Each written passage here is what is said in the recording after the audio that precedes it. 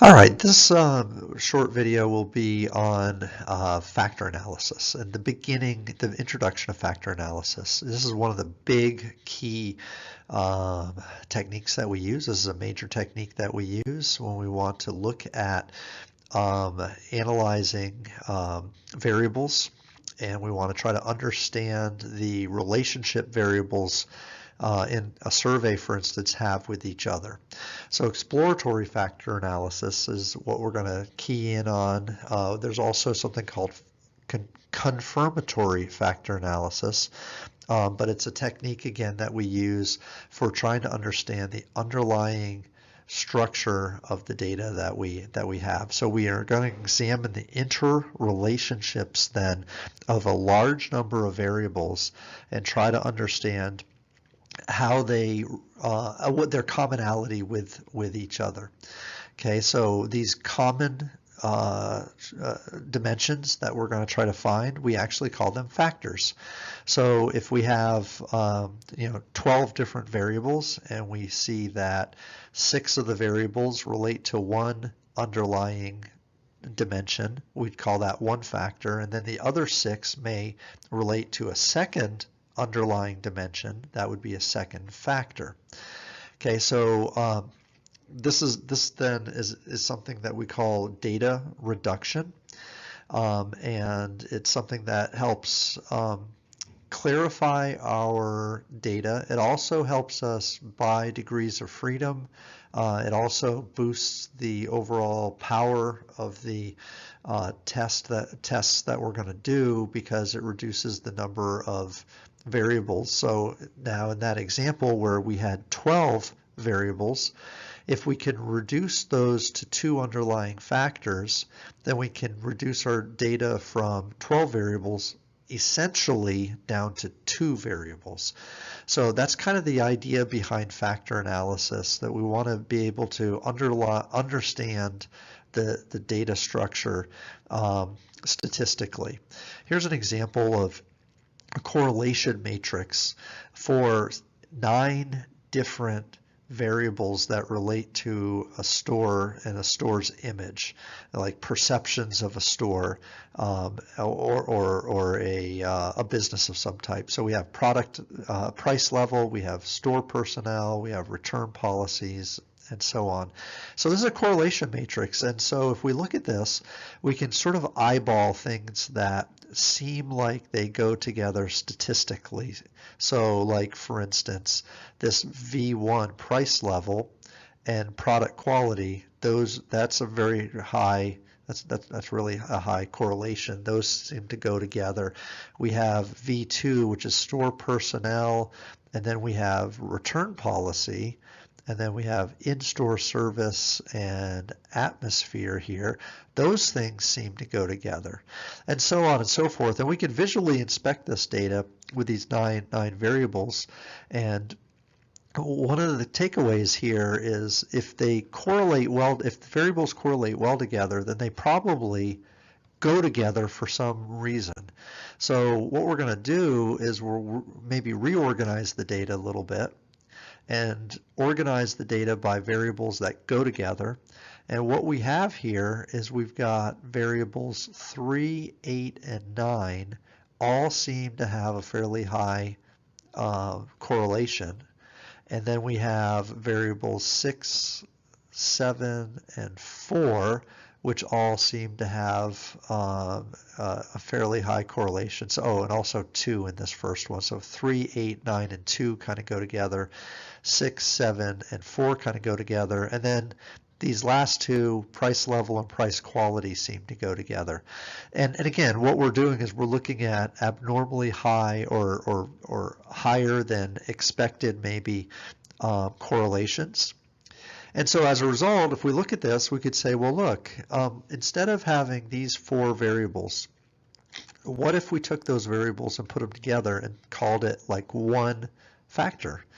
And then we could reduce our data from these four down to one variable. We could maybe average these 4 together by respondent and get one overall composite score that would represent some type of maybe this is like some in-store policy or in-store effect or something like that. These here seem to deal with product availability, like product depth, product width, and product availability. So product related elements of the store.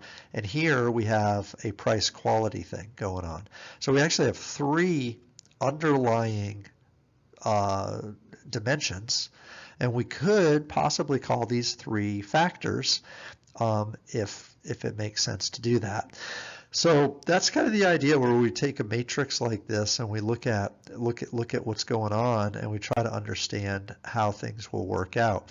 Here's another example where we have different variables. We have actually 6 different variables, and we may in advance try to predict that these variables would predict or explain, if you will, some underlying concept going on here. So we have maybe for a restaurant or waiting time, cleanliness, and friendly employees, and that might be service quality. We have taste, temperature, and freshness, which may represent food quality. Now, it's important here that we're not directly measuring service quality, and we're not directly measuring food quality. We are directly measuring these 6 variables that are going on here, and these 6 variables are said to reflect or be a proxy or a representation of the factor. So that's kind of conceptually what we're doing here. We're not directly measuring service quality. We are directly measuring these other variables, and they stand in for and collectively predict perhaps service quality, and these other 3 would help us predict food quality. Okay, so as we're doing factor analysis, there'll be a series of stages or steps, and it's really important to remember with factor analysis that sometimes this is an exploratory process. So you may need to look at your data several times and try different approaches and make modifications and things like that. So we're going to walk through these different steps. In this short video, we're going to talk about the purpose of analysis and the design of the analysis, and just kind of give a brief overview of those elements before we move on to other pieces. So the purpose then of the analysis, as I've already mentioned, is to identify the structure of the relationships that are between variables or respondents. And in factor analysis, it's typically the variables that we're worried about. If you do a cluster analysis, you would be worried more about the respondents. Okay, so that's typically what we would do. So factor analysis, then we deal with groups, grouping the columns or grouping the variables into meaningful groups or factors or underlying dimensions. So another thing we call this is an R factor analysis. So an R factor analysis then would be the regrouping of our variables. A Q factor analysis, Q factor, would be a type of approach where we focus on the respondents. And again, I mentioned cluster analysis. Cluster analysis would be the approach that we would typically use when we're looking to regroup respondents together. Okay, so exploratory factor analysis then is when we take a group of variables and we're really not 100% sure how these variables are going to go together. Which ones, in other words, will be grouped with each other. So we're exploring and we are testing and we're retesting and we're trying different approaches in an exploratory way in order to discover the factor structure that the data suggests. Another option here is something called confirmatory factor analysis, but this is done more when we already know what the structure should be. So in other words, we have already done this research in the past, or we have theory that tells us how the variables should structure together, we do many of the same. It's much of the same work, or it's similar work anyways, when we're doing a factor analysis, only we are being theoretically motivated in a confirmatory factor analysis versus a when we're exploring and discovering through data, the exploratory factor analysis. Okay, so early on here, you just want to make sure you're clear with, we are in factor analysis, we're investigating variables, and we're either exploring or using theory to drive our predictions, if you will. So exploratory factor analysis, EFAs, or confirmatory factor analysis. So the purposes then is, as I've stated, we want to be able to summarize, and then we want to be able to reduce data. So data summarization then, and through factor analysis, is a way for us to better explain how variables go together and how they naturally fall together. So again, we want to identify which variables then load with each other, and then we want to do data, and then it falls into this category of data reduction.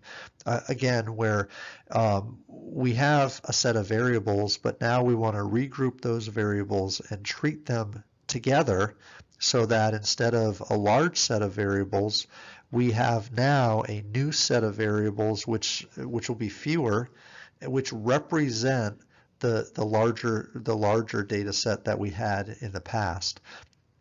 Again, there's an idea in research that you want to be parsimonious, that you want to be able to explain the most with the least amount of data, if you will. So if you can describe something with, if you can describe a picture in 100 words accurately, it's better to describe a picture in 100 words accurately than 1,000 words, because it's just easier to understand. So we want to try to understand our data as accurately as we can, but in a parsimonious manner. And we want to take out variables, for instance, that just are redundant or that don't add to the overall model fit or quality of our data. Okay, so that's the purpose. The purpose then. Stage 2 deals with designing our factors. So designing factor analysis. We typically would use metric variables. So factor analysis. Remember, we want metric variables. Generally speaking, there are some techniques that would use non-metric or dummy variables, but we don't do that often. So typically you would actually not see a non-metric factor analysis. We would run what's called a Boolean factor analysis, but it's extremely rare. It's just something you don't see that often. So let's make sure on the outset here that your data is in metric form, and that would be beneficial. Sample size. We need to have, obviously we need to have more observations than variables. That's something that is probably understood, but we need to have an ample supply of observations that would be available to us. Typically, if you use the rule of 5 again, that would be good, where you have at least five observations for every variable that you have. The more, the better, though. So we want as many observations. So if you have 10 variables, you need at least 50 to 100 respondents. If you have obviously more variables, you need to have more observations. So the typical sample size approach, if you use a confidence interval method for calculating sample size, that would be one approach, or the rule of thumb where you have 5 to 10 observations for each variable minimum, then that would suffice as well. Okay, so factor analysis then, we want to be able to understand the variance. So we're going to use a correlation type of a matrix, or we're going to look at the variance that lies within the data. We need to make sure, if possible, we need to make sure that the data is scaled the same way. So that's a second thing. So we had sample size as a consideration moving forward, but another consideration is, and a second, we need to make sure the data is metric. So metric data, sample size is adequate. Number two, and number three here is we want to make sure that the data is scaled similarly to each other. So in other words, if you have a 1 to 10 scale for your data, make sure that all your data is in a 1 to 10 scale, or a 5-point scale, or a 7-point scale, or whatever the scale is. Try to make sure that that data is scaled the same way. If not, you can standardize your data. So you need to go in and take the difference between your observation and the variable mean, and then divide by the standard deviation. Standardize the data, and then run your factor analysis, and that way you're comparing scales that are comparable to each other. Otherwise, the interpretation of the variables may be difficult to obtain. Okay, so and then so make sure you have standardized data there as well. The data that you use, the variables that you run in your factor analysis, should be, at the beginning here, you should think that they theoretically or conceptually go together, or make sense that they would link together, if possible. Okay, so again, don't try to throw everything that you have into a model. Try to, even though this is exploratory, I understand that you may not know whether variables go together or not with certainty, but on the face of it, on the face value of looking at reading your variables, you should, say, hey, yeah, I think those two variables are going to go together. I don't think these variables apply at all, so let's not put them in the model. So, I mean, it is exploratory, so you can test and try and you can explore, but on the outset of doing this research, you should make sure that the variables that you use tend to make sense in terms of going together. A couple cautions, two cautions here. You typically do not want to include and intermix dependent and independent variables. So you have a bunch of independent variables, but they all may, they don't need to be mixed in with dependent variables. Okay, so here's the example. If you use advertising budgets and sales revenues as dependent variables, like sales revenue may be a dependent variable, advertising may be an independent variable. You wouldn't want to mix them in and try to suggest that they would be in the same factor, because one causes the other. Now, statistically, when you actually run the analysis, it may be that they fall into the same factor, but that but like your interpretation of it wouldn't be valid. So it's kind of like you're describing something you're predicting. We don't want to do that in this particular analysis. It very rarely happens that you would do that anyways, but that's just one caution. The other thing is, if you have multiple populations and you think those populations will behave differently from each other, then you want to split your data by population and run the analysis. Okay, so try to run the data separately, if you will, for between groups, different groups, if the groups behave differently from each other. Basically what's going to happen here is you might find a relationship that exists, but you wouldn't necessarily know if that relationship existed because of the interrelatedness of the variables, or the distinctiveness of the groups that you're actually measuring. So be careful a little bit about that too. This might be something that you run all the data together, and then you try running it separately and seeing if the results are the same or different. And then you would know that the cause of the difference is because you're using multiple groups as opposed to a single group. Okay, so just a couple cautions there as we get started, but this is the introduction then of factor analysis, and the first two stages where we want to understand the purpose of our factor analysis, and then we want to make sure our data is set up right and that we're doing it for the right reasons in terms of the purpose as we design our factor analysis to move forward to the next stages.